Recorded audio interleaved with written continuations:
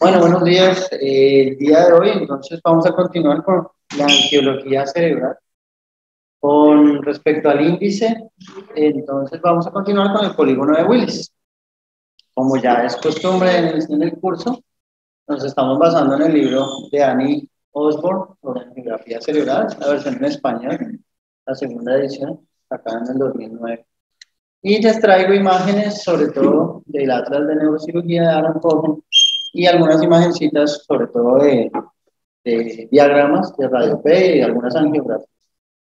Bueno, este es el índice del día de hoy. Vamos a pasar un poquito por la historia, cosas generales, algo de embriología, y ya comenzar con la anatomía macroscópica, las relaciones que tiene el polígono de Willis, no solo vasculares, sino nerviosas y a nivel de hueso. Algunas variantes normales, siempre hablando de la anatomía geográfica normal y unas pequeñas conclusiones. Como vamos a hablar de varios segmentos y varios vasos sanguíneos, pues la idea es no poner nombres muy largos, sino algunas siglas que vamos a ver a través de la charla para que pronto no sea tan difícil su comprensión. Entonces hablaremos sobre todo de las carótidas, de las cerebrales anteriores, posteriores, comunicantes, pero bueno, vamos a irlo viendo poco a poco. Bueno, entonces, con relación a la historia, entonces el polígono de Willis adquiere su nombre gracias a este médico inglés que es Thomas Willis. Este médico inglés vivió en el siglo XVII. Hizo trabajo sobre muchas cosas, uno de ellos publicado en el 1664, en este libro que es de anatomía cerebral, y la parte que nombró como el círculo arterioso cerebral. Como él lo escribió, pues se adjudicó a su nombre. Sin embargo, él no solo hizo esta descripción, él también habló sobre la numeración de los pares craneanos, que pues sobre todo para los internos, recordar que se hace en números romanos. Él también fue uno de los pioneros de una de las dos sociedades más importantes inglesas, que es la Royal Society, y como todo pionero también tiene sus detractores y sus enemigos, como por ejemplo Thomas Sydenham, de la Corea, que a nivel médico, digamos que rechazaba mucho las teorías de Willis, pero también a nivel político. Entonces, pues son cosas como curiosas, pero importantes como para finalmente muere en el 1675 por una pleuritis, y está su cuerpo enterrado en la abadía de Westminster, en el Reino Unido. Con relación al polígono de Willis, pues es muy importante saber que es la conexión que existe entre los dos sistemas arteriales internos, de las carótidas internas, y la circulación posterior, el sistema vertebrovascular. Si uno lo busca en inglés, pues es como el círculo de Willis, pero es importante que no es un círculo, es más bien pues un polígono. En este libro de Annie Osborne lo nombran como un nonágono, pero en algunos textos también como un heptágono. Importante es que algunas de sus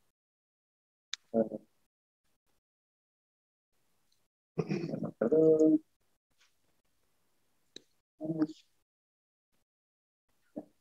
Algunas de sus ramas, o bueno, sus componentes, pues ya los vamos a ir viendo poco a poco, pero aquí esta gráfica me parece importante, es de Nether. Son las pequeñas ramas, pero aunque pequeñas son muy importantes que va a generar y va a irrigar zonas tan importantes y profundas como son los núcleos parte de los núcleos de la base, la cápsula interna, el tálamo, el hipotálamo, la hipófisis. Aquí tenemos las hipoficiarias inferior, superior e hipotalámica. Tenemos tálamo perforantes y talamosteadas mediales que vamos a ir viendo pues, a través de la charla. Entonces, para ver que no son solo unas grandes arterias, bueno, grandes entre comillas, sino que también existen ramas muy pequeñas, pero muy, muy importantes, que van a tener funciones o van a irrigar regiones vitales. Con relación a la embriología, digamos que pues tiene que ver tanto con la que viene de la circulación anterior como la de circulación posterior. Entonces, con relación a la circulación anterior, ya en otras exposiciones nos han hablado de que la carótida interna se proviene del tercer arco aórtico, también de la aorta dorsal, y la comunicante anterior se origina del complejo o una red vascular plexiforme que va a dar la irrigación a toda la parte anterior del encéfalo, prosencéfalo, y la parte media, que es el mesencéfalo. Mientras que la circulación posterior se va a originar de dos porciones. La carótida interna tiene una porción craneal y una porción caudal. Esa porción caudal normalmente debe regresar y cuando así lo hace, pues genera la comunicante posterior y el primer segmento de la cerebral posterior, llamado pues P1 a partir de ahora en adelante. Y la otra parte de la circulación posterior viene de la arteria basilar, que se origina endológicamente por la unión de las arterias neurales longitudinales dorsales. Entonces, como esos nombres no son tan comunes para nosotros, nos ponen esta gráfica como de guía. Entonces vemos un embrioncito de 5 a 6 semanas, vemos la cabeza, cuello, el tronco, vemos los arcos branquiales y vemos aquí algunas ramas, por ejemplo, de la carótida interna, la porción craneal y la porción caudal. Vemos que la porción craneal nos va a dar origen a grandes arterias, pues obviamente son vestigios de las que van a ser en el adulto, como son la coroidea anterior, vemos aquí los plexos coroideos, vemos los vestigios de la cerebral media, de la cerebral anterior, que vamos a hablarlas en las próximas charlas, y esta que es la oftálmica primitiva. Eso es con relación a la carótida interna en su porción craneal. Mientras que en la porción caudal, que es lo que nos está mostrando en negro, vamos a ver los prodromos de las arterias cerebrales posteriores y vemos cómo la parte caudal regresa y va a formar la comunicante posterior. Este sistema circulatorio anterior o cerebral anterior se comunica con el posterior, como les había dicho, la arteria basilar se forma por las arterias neurales longitudinales dorsales. Entonces, eso lo vamos a ir viendo obviamente cuando veamos sistema vertebrovascular, que también me corresponde a mí, y cuando veamos cada una de estas arterias en las próximas dos sesiones, la cerebral media y cerebral anterior. Ya en un adulto o en un organismo ya totalmente formado, pues vamos a decir que el polígono de Willis tiene 10 componentes. Entonces, está formado por las dos carótidas internas, que este dibujito, pues me parece, es muy bonito desde de la geografía de Osborn. Tiene las carótidas internas, que son dos, tiene la comunicante anterior, que es solo una pequeña arteria, pero muy importante, comunicando los dos sistemas vasculares anteriores. Los dos segmentos precomunicantes o A1 de la cerebral anterior, esto es una vista superior. Tenemos las dos cerebrales comunicantes posteriores comunicando la circulación anterior con la circulación posterior. Tenemos los dos segmentos precomunicantes de la cerebral posterior o P1 y tenemos la punta de la arteria basilar como el 10º componente. Importante aquí, vemos aquí algunas arterias también que van a dar ramas tanto para el quiasma óptico, para los tractos ópticos, no los dibujan, pero también hay ramas para el hipotálamo, para la hipófisis, tanto la superior como la inferior. Hay talamoestriadas mediales que son en menor cantidad, como vamos a ver en cerebral medio, y en menor calibre, pero también van a agregar parte de los núcleos de la base, parte de la cápsula interna, sobre todo el brazo anterior, el hipotálamo, y vemos aquí las tálamo perforantes, hay unas anteriores y otras posteriores, que también en algunos textos los llaman como tálamo geniculadas o perforantes posteriores, que van a irrigar, como vemos aquí, los cuerpos mamilares, el tallo de la hipófisis y la misma hipófisis también. Esta gráfica, aunque es muy bonita, aquí tiene un errorcito que estaban poniendo como el cuarto par craneano, entonces ahí dice la corrección, es el tercero, porque está yéndose hacia anterior en la fosa interpeduncular. Y el otro dático es que normalmente Ese tercer par craneano está lateral a la comunicante posterior, no medial. Sí, pero es este, mire. Es este. Ese es el cuarto. Sino que lo marcaron, no. Pero pues para tener en cuenta. Yo lo veo bien marcado. Ah, porque yo lo corregí. Yo lo corregí. Ah, tú lo cambiaste. Sí, esto es. No, este lo corregí yo. Ah, ok. Sino que en el libro, pues para tener en cuenta. Bueno, esto es de Neurosurgical Atlas. Esto es una vista superior. Ya vamos a ir viendo más relaciones, donde el autor va dibujando, va marcando como tal cada uno de sus componentes y los va poniendo pues con su letrerito correspondiente. Entonces vemos en una vista superior, vemos aquí cómo está la parte anterior de las clinoides, vemos la silla turca al fondo, el dorso de la silla turca, vemos los nervios ópticos, el quiasma óptico, vemos algunos pares craneanos, este es el tercero, vemos aquí el cuarto pequeñito, y vamos a ir viendo cada uno de los componentes de ese polígono de Willis. Entonces, esta que nos están marcando aquí en rojito es la arteria comunicante anterior, pequeñita, como vemos, pues su nombre lo dice, comunicando ambos sistemas.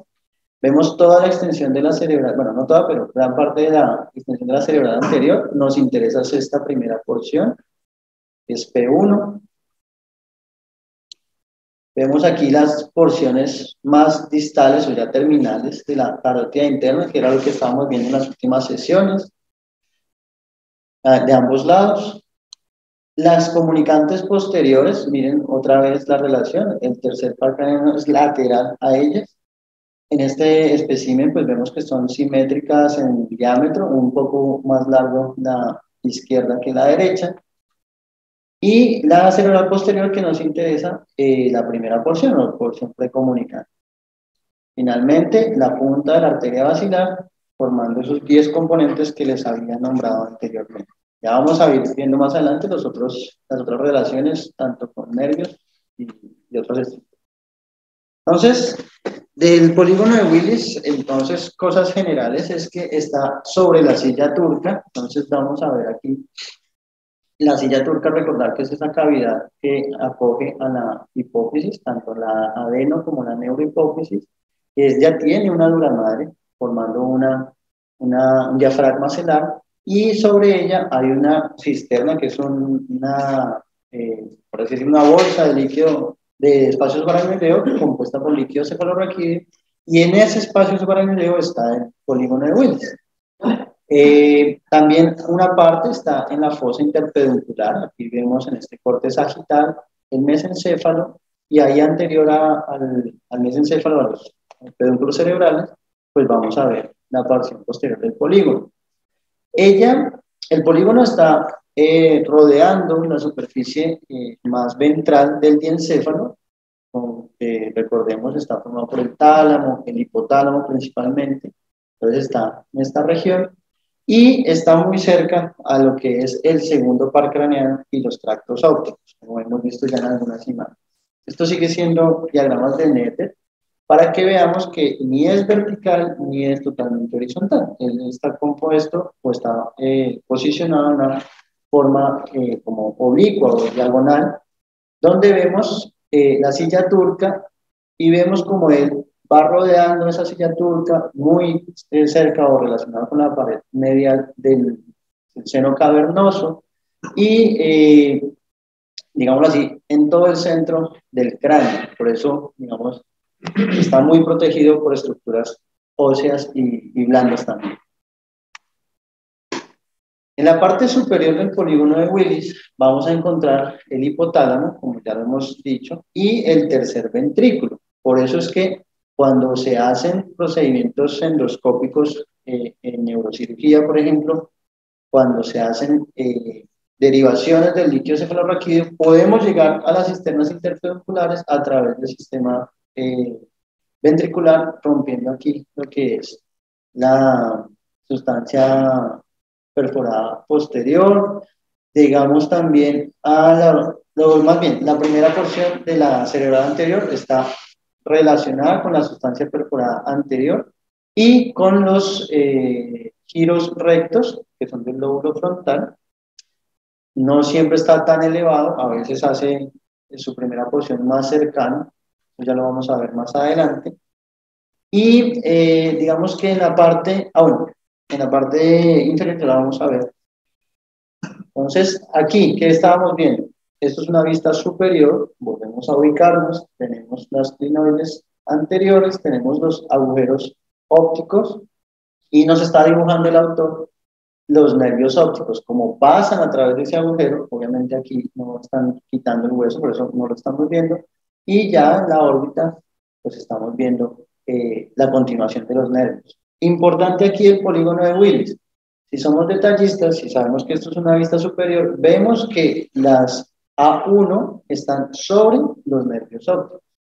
Mientras que, como vamos a ver más adelante, las comunicantes posteriores van debajo de los tractos ópticos.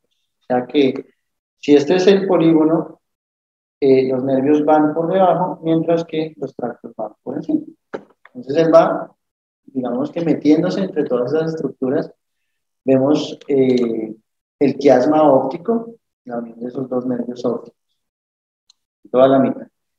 Y aquí importante, ya lo habíamos visto en otras imágenes, el cuarto par craneano, que es el único, como decían los profes, con origen aparente, que es posterior, él se cruza, rodea el mesencéfalo y va buscando la fisura orbitaria superior para ingresar a la órbita. Vemos que él está lateral también a las arterias comunicantes posteriores y cuando veamos aneurismas es importante, sobre todo para pues para nosotros y para los internos, personas con una parálisis o un tercer par completo o incompleto, puede ser una indicación de que, o hacernos sospechar de que puede haber un aneurisma de la arteria comunicante posterior. Miren la cercanía que existe entre ella y el tercer par. Entonces, para tenerlo presente.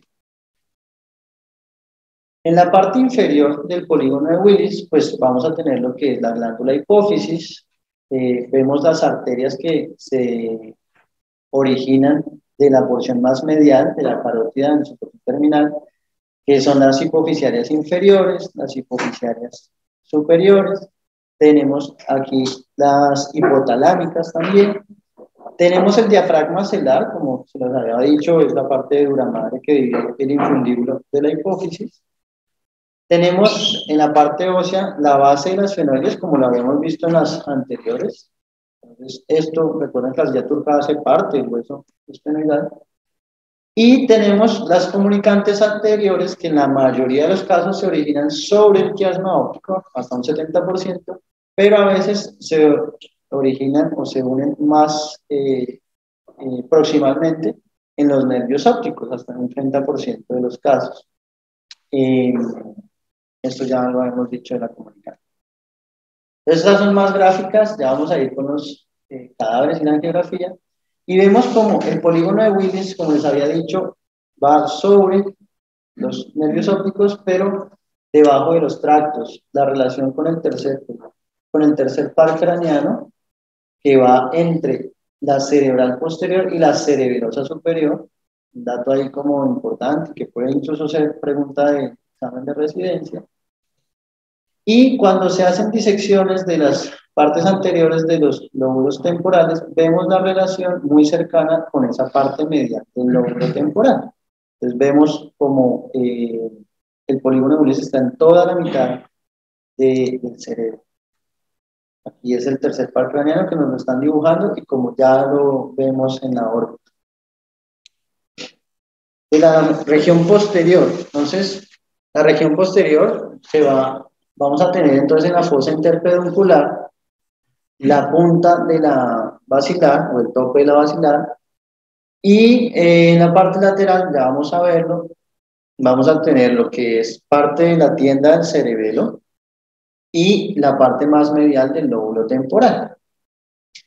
En la parte medial ya hemos visto la hipófisis y los cuerpos mamilares principalmente. Entonces acá, en una vista anterior, volvemos a ver cómo está distribuido. Vemos que el polígono viene no solo como en diagonal, sino una parte vertical y la otra un poco más dirigida hacia anterior.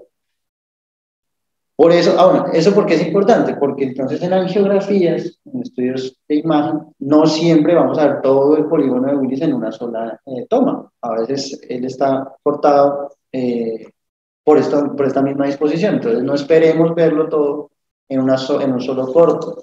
Eso lo hace mucho énfasis en eso Osborne. Con respecto a la parte de dura madre, que es del tentorio, borde libre del tentorio, vemos aquí el ligamento petroclinoideo anterior dibujado en gris. Entonces vuelvo y los ubico, es una vista superior, esto es anterior, esto es posterior. Vemos los nervios ópticos y las carótidas. Vemos el dorso de la silla y vemos como me están dibujando aquí este ligamento petroclinoideo anterior y existe así como hay uno anterior, pues hay uno posterior que está en la parte más caudal, debajo del tercer par craneal. Entonces, de las relaciones laterales. Y cuando estamos hablando, bueno, esto es lo mismo, pero con más vasos sanguíneos, vemos aquí como el borde libre del tentorio rodea la parte lateral de ese polígono de Willis. Entonces vemos aquí comunicantes posteriores, las P1, la punta de la basilar, la carótida ya dividiéndose en sus dos terminales. Entonces, Annie Osborne en la primera parte dice, bueno, esto es el resumen como tal de todo lo que se ha hablado, y en la parte final deja las variantes normales y las anomalías. Entonces, básicamente es un resumen de lo que yo ya he hablado, que no lo vamos a repetir. Entonces, entrando ya, digamos así, más en materia, entonces, de la angiografía normal o la anatomía angiográfica normal, hay diferentes formas de poder visualizar el polígono de Willis. Una de ellas es la angiografía por resonancia, o la famosa angioresonancia. Entonces vemos aquí un ejemplo. Esta es una proyección submento-vértex, o sea, no es totalmente vertical ni totalmente horizontal, sino más como en diagonal. Y vemos entonces las estructuras que veníamos hablando. Entonces vemos las carótidas internas, las cerebrales anteriores, vemos en el número 3 como la pequeña comunicante anterior. Uno esperaría ver algo grandísimo, no, usualmente es algo muy pequeño. Vemos las comunicantes posteriores, vemos que existe en el lado izquierdo, más no así en el lado derecho. Eso puede pasar, como vamos a ver más adelante. Vemos las primeras porciones de la cerebral posterior y la punta de la basilar. Y ahí mostrándonos el polígono de Willis. Y esta reconstrucción tridimensional también de una angioresonancia de radiopedia, pues mostrándonos básicamente lo mismo. Ahí. Bueno. Ya de angiografía como tal, ya invasiva, vamos a tener diferentes proyecciones, que aquí las estoy poniendo en paréntesis. Esta es una proyección oblicua de la arteria carótida interna derecha y se hizo una oclusión momentánea, dicen los autores, de la carótida común del otro lado, o sea, de la izquierda.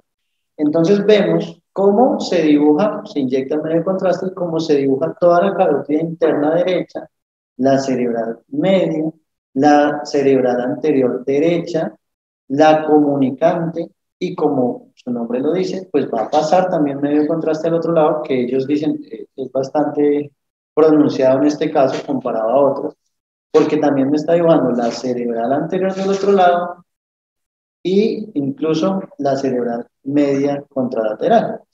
Entonces, esto es sobre todo para ver las cerebrales anteriores y la comunicante anterior en una proyección oblicua. Vamos a tener este paciente, esta ya es una proyección lateral de la carótida izquierda, de la carótida interna izquierda, y aquí lo que quiero hacer énfasis es en la porción desde la pared posterior de la carótida interna se va a originar la arteria comunicante posterior, que es, como vemos aquí, es delgadita, y la primera porción de la cerebral posterior, que es un poco más gruesa. Esto es lo usual, esto es lo normal.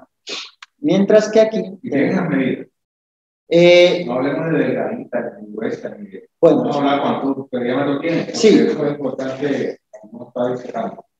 Bueno, aunque uno aquí ve esto muy grande, realmente es de 0,8 a 1,2 milímetros. O sea, esto es bastante... ¿A ese nivel?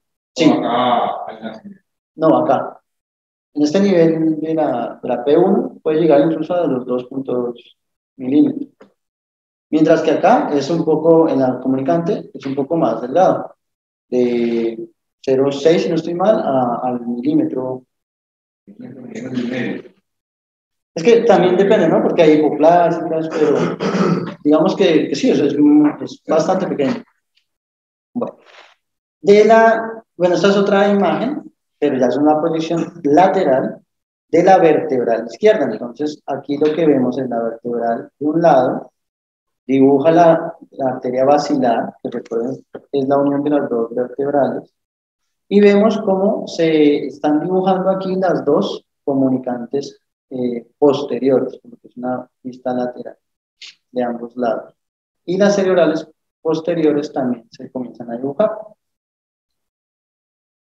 Esta es otra proyección submento-vértex, como diagonal, por así decirla, de una arteria vertebral izquierda, o sea, la infusión del contraste es por la vertebral izquierda, se dibuja la basilar y vemos aquí ya pues mucho mejor las primeras porciones de las cerebrales posteriores y las comunicantes posteriores. Aquí, pues interesante, el medio de contraste incluso alcanza a dibujar parte de la cerebral media y partes pequeñitas de las cerebrales anteriores, mostrando toda esa comunicación que existe entre los sistemas, de un lado y del otro. Con respecto a las variantes, Annie Osborne los nombra, y bueno, en diferentes textos lo dicen, pues aunque se supone que las variables o las variantes no deberían ser lo normal, pues es al contrario, es muy frecuente encontrar esta variabilidad. Que se pueden encontrar hipoplasias, ausencias de diferentes segmentos de este polígono que las vamos a ir viendo poco a poco, y si uno se pone a ver, pues los porcentajes son bastante elevados. Por ejemplo, hipoplasias o ausencias de la comunicante posterior, pues se pueden encontrar hasta un 30% de los casos. Vamos a hablar del origen fetal de la cerebral posterior, que cuando se eh, está conjuntamente con la hipoplasia de P1, pues vamos a encontrar casos hasta también el 25%, o hipoplasias de la A1, también frecuente, o las arterias comunicantes anteriores que pueden también tener variaciones, ya sea que estén con múltiples canales o que estén fenestradas, incluso hasta un 15% de los casos. Entonces vamos a ir viendo, digamos, una por una. Entonces, tenemos estas angiografías mostrando una carótida interna derecha, una proyección AP, antero-posterior. Esta no es un paciente con una vasculatura normal. Aquí estamos viendo dos aneurismas en una bifurcación de la cerebral media. Pero lo importante aquí es que vemos muy grande una A1 del lado derecho, mientras que la del lado izquierdo pues está más pequeña el diámetro con relación a la contralateral. También nos está mostrando la comunicante anterior. Entonces, para mostrarnos que puede existir hipoplasia de una A1 comparada con la del otro lado, que es lo que nos muestra pues la imagen superior. ¿Cuánto mide normalmente? Bueno, exactamente, también son como 2 milímetros, no es No, mucho. ese es más grande. Estamos, coordenando anterior estamos hablando ya de 4 milímetros. Ok, Y la cerebral media puede llegar a 7. La primera, la porción más medial, más proximal. Una carótida de 1 centímetro. Para esta cosa, o más medición. ¿Por qué hablas de hipoplasia? ¿Qué significa hipoplasia? ¿Es una mala comparación o hay una medición que dice no, esta es hipoplásica o porque hay alteración en el flujo? Por eso que también hay muchos ya con estudios ecográficos y con estudios de flujo de sanguíneo cerebral con resonancia y ellos también miden la velocidad del flujo.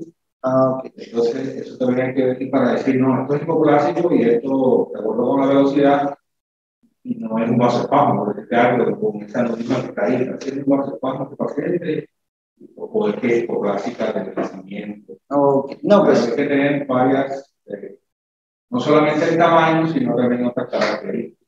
De flujo. De flujo. En este caso, como pues era de angiografía, sí hablan del tamaño como tal, pero no los puse como tal, el número en diámetro, pues. Pero sí, efectivamente, cuando hay un flujo más aumentado, podemos estar ante un vasospasmo, por ejemplo. Bueno, puede haber una ausencia de la A1, pues como otra variante.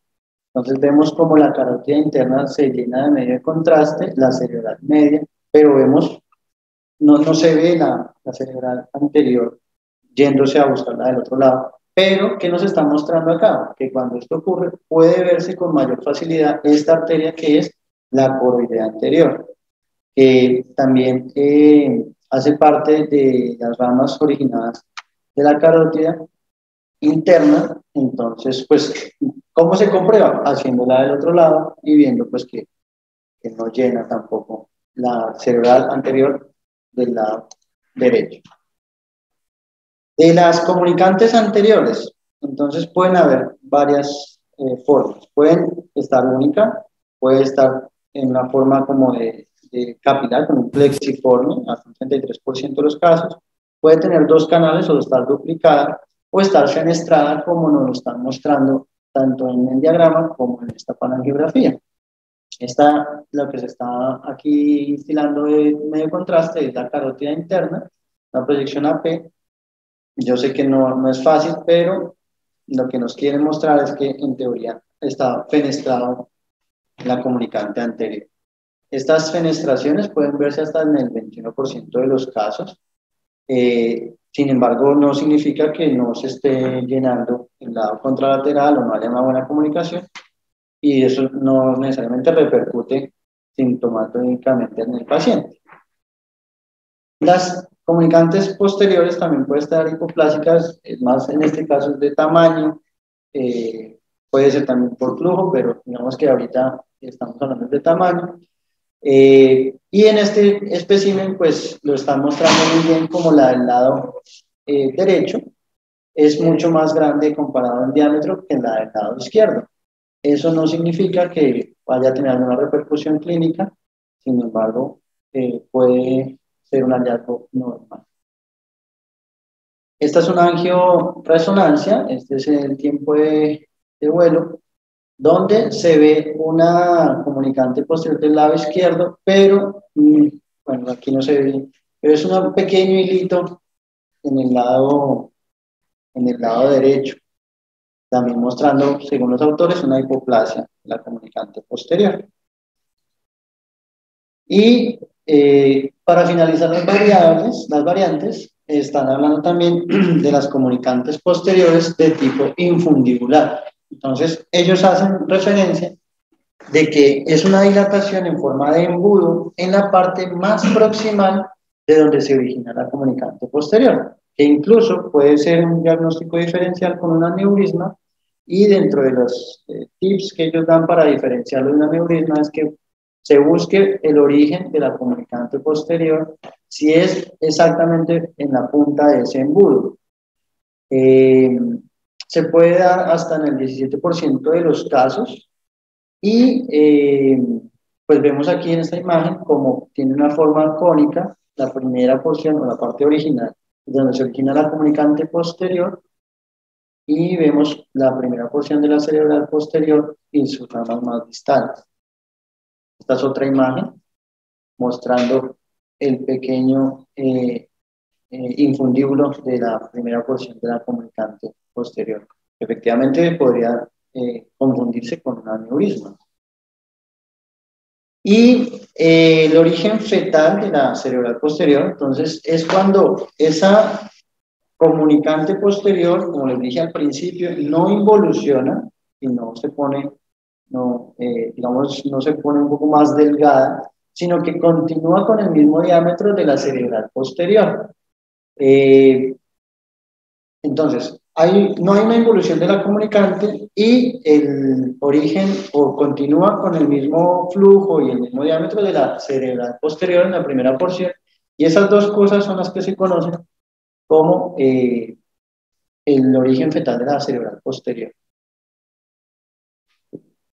Entonces vemos esta proyección AP, vemos la primera porción de cerebral posterior del lado izquierdo, más grande comparado al lado derecho, y vemos, ese es el mismo paciente, vemos cómo se ve la comunicante posterior de un diámetro mucho más aumentado que lo que debería tener una persona normal. Entonces vemos en el diagrama la comunicante posterior con el mismo diámetro de la cerebral posterior y la primera porción hipoplásica de P1. Eso es lo que se conoce como un origen fetal. Y cuando puede haber ese origen fetal o incluso una ausencia de P1 y ausencia de A1, pues es cuando la carótida interna de ese lado, por ejemplo, este derecho, no me va a hacer la comunicación con la del otro lado. Entonces, tanto anatómica como funcionalmente están aisladas, porque no va a llevar sangre de la circulación posterior, ni va a dar sangre a la contralateral. Entonces, ¿cómo se comprueba eso? Entonces, viendo, esta es una carótida derecha, una proyección AP, de la cerebral media, y vemos cómo no existe un flujo de la A1 derecha. Y vemos como en el lado derecho viene la comunicante posterior y se continúa con la cerebral posterior. Tampoco vemos cómo dibujan las del contralateral. Obviamente solo estoy mostrando las del lado derecho.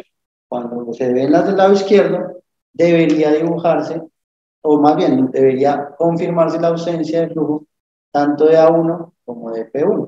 Obviamente, este paciente, si llega a ser un ACV isquémico o algún tipo de embolismo de esa carótida, pues no va a tener cómo suplir con la contralateral ni con el sistema vertebrovascular, y pues las repercusiones clínicas son mucho mayores en este tipo de pacientes. No es frecuente, menos mal, hasta un 7% de los pacientes o un 5%, pero pues no es lo habitual. Entonces, ya para finalizar, pues el polígono de Willis, primero no es un círculo, está escrito hace más de 300 años, está en toda la parte más central del cerebro, va a agregar zonas muy importantes, sus variantes son muy frecuentes, está formado por 10 componentes que ya los vimos, comunica ambos sistemas arteriales anteriores y el sistema vertebrovascular. Hay que tener en cuenta las relaciones tanto nerviosas, con el tercero, el cuarto, par craneano, los nervios ópticos, los tractos ópticos, como con las estructuras óseas y de dura madre que están cercanas. Y pues obviamente para su estudio es elemental la angiografía y ojalá la angiografía invasiva más que la angioresonante o de la angiotomografía. Entonces, bueno, ese era lo que se tenía preparado para el día de hoy. Bueno, yo llegué un poquito tarde, pero bueno, el polígono de Willis se aclaró de que estaba bañado por líquidos incorregidos. Todo lo que habló ahí está por fuera, está en una capa bañado por líquidos incorregidos, y por eso es que es ahí donde se producen la mayoría de los aneurismas, y cuando se rompen hacen la hemorragia subaracnoidea. ¿Por qué? Porque volcan toda su sangre al espacio subaracnoideo, que es el que rodea todo ese sistema. Entonces, una imagen ahí, tú mostraste el triángulo pulmotor, no lo cerraste, lo dejaste abierto, pero bueno, es otro motivo de otra charla más adelante. Sí. Y ahí, todo eso está, nosotros podemos llegar a todo eso con disección de la aracnoide. La aracnoide es una capa de la dura madre, de las meninges, en el cual es trabeculado, y todas esas arterias circulan a través de todas esas trabéculas y circulan hasta se fijan ahí, y uno ahí está rompiendo esa aracnoide, se va disecando esos vasos. para poder llegar a lo que más que comunicante anterior es un complejo, como tú dijiste, y no son anormales, son variantes anatómicas, puede ser una, pero la mayoría de las veces puede ser dos, puede ser penetrada, pueden haber varias, tres, y son normales. Es un complejo de comunicante anterior del aneurisma, el complejo comunicante anterior y los aneurismas del segmento de la comunicante posterior. Y hay algo en la punta de la basilar. Sigue avanzando para ver bien por la parte de atrás. Ahí estamos viendo por arriba. Voy a mostrarte una muy buena por abajo.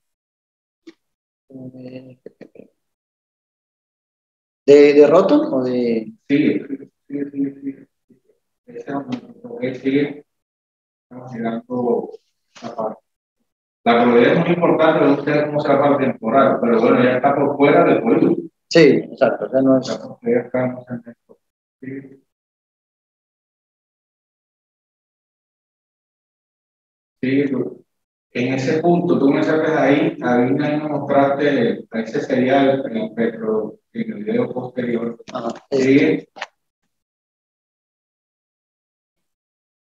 Teníamos otra. Ese es el video anterior. A ver si en la otra. Ya aquí viene en geografía. No, es anterior. Tú mostraste el video en gris. Ajá. Anterior, posterior. Aquí está. Ese es el posterior y este es el anterior. Y ese es el triángulo polomotor, que es la entrada del tercer par al seno cavernoso. Ahí está entrando el seno cavernoso. Si tú pasas una línea entre la clinoides anterior y la clinoides posterior, cierra el círculo. Ahí tienes el petroclinoideo anterior, pusiste el petroclinoideo posterior que va que viene casi inferior, ese, y el otro es esa parte que viene interclinoideo. Ese es el triángulo colomotor. Ese te marca la entrada. Fíjate tú que en la parte posterior, si estaríamos un poco la imagen hacia acá, quedaríamos a la parte anterior de la porción petrosa del temporal. Entraríamos a la fosamento. Y por ese lado podemos llegar a la truncara basilar, llevando a la comunicante posterior y el tercer par, disecando esas porciones aracnoideas, llegamos a la punta de la basilar. Y ahí se encuentran aneurismas que pueden estar, esa bifurcación, la mayoría de las veces está por encima de la adenoide, pero también puede estar por debajo. Dependiendo de esa relación, se aborda o por arriba, con un peyonal órbito cigomático, exacto, podría hacerse, o quitando la clinoides, puede llegar a esa punta siguiendo a través del triángulo oculomotor, siguiendo la comunicante y el tercer par. O subtemporal, si se encuentra por debajo de la clinoides posterior. Si está por debajo, ya no, te va por encima, no vas a ver a dónde. Habría que entrarlo por acá por temporal y coger el triángulo oculomotor de lado para poder llegar a ese segmento acá de la bifurcación de la base.